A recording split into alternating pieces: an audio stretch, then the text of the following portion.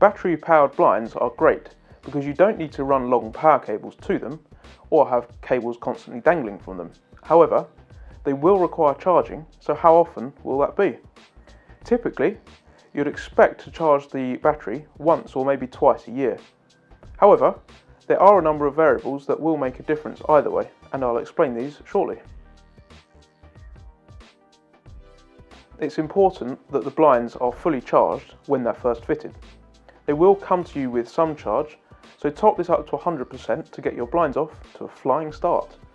A full charge will take approximately 6 hours. The first variable is usage. If the blinds open in the morning and close at night, a charge will last a lot longer than, for example, if they're activated several times a day. Then there's the length of the blind.